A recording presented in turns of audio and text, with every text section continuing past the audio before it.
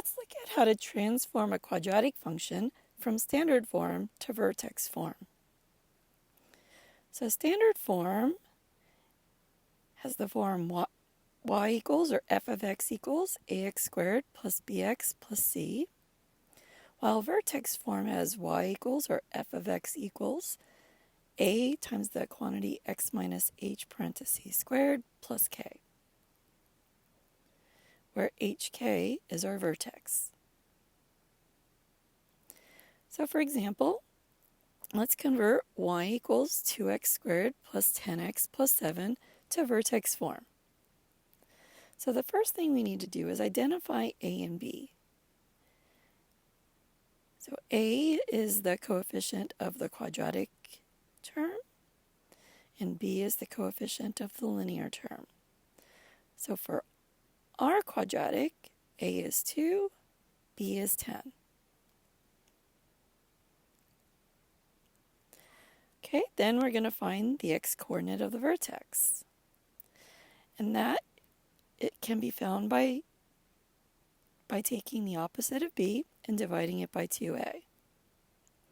So for our quadratic, x will equal the opposite of 10 over 2 times 2, or x equals negative 10 fourths, or simplifying, x equals negative 5 halves. Then we'll find the y-coordinate of the vertex. So we will substitute x equals negative 5 halves into the equation. Doing that, we get y equals 2 times negative 5 halves quantity squared plus 10 times negative 5 halves plus 7. Simplifying more, we get y equals 2 times 25 fourths minus 50 halves plus 7.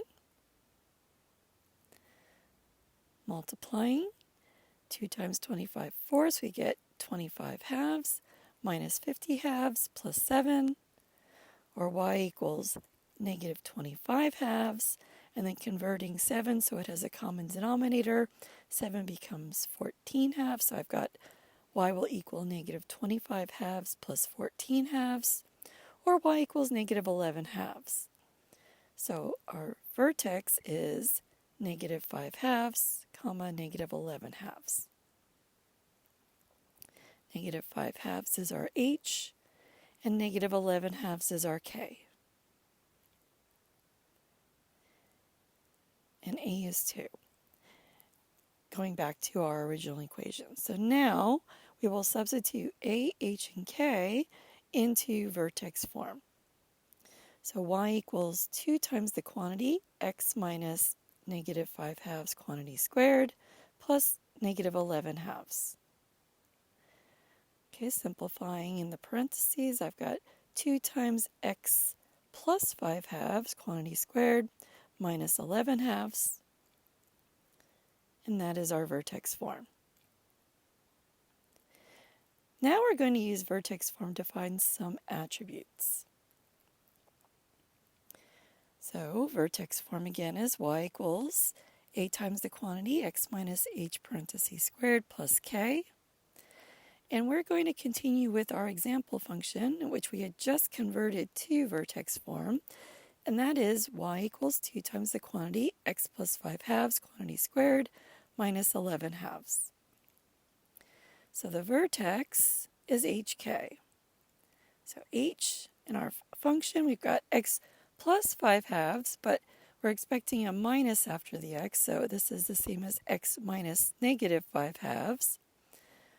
So h is negative 5 halves, and then our k is right here, negative 11 halves, and so our vertex is negative 5 halves, comma, negative 11 halves. Our axis of symmetry is given by the equation for a vertical parabola, x equals h. And our h was negative 5 halves, so our equation of our axis of symmetry is x equals negative 5 halves.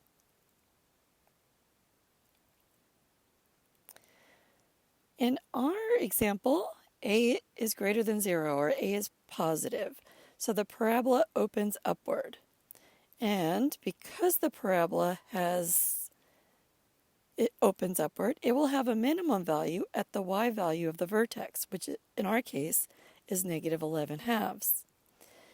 If a were a negative number, then our parabola would be opening downward, and we would have a maximum value at the y value of the vertex. So, continuing, our domain will be all real numbers, and that's for any quadratic function. And we would show that in set notation as the set of all x's, such that x is an element of real numbers. I also have up there interval notation from negative infinity to positive infinity. And now let's find our range.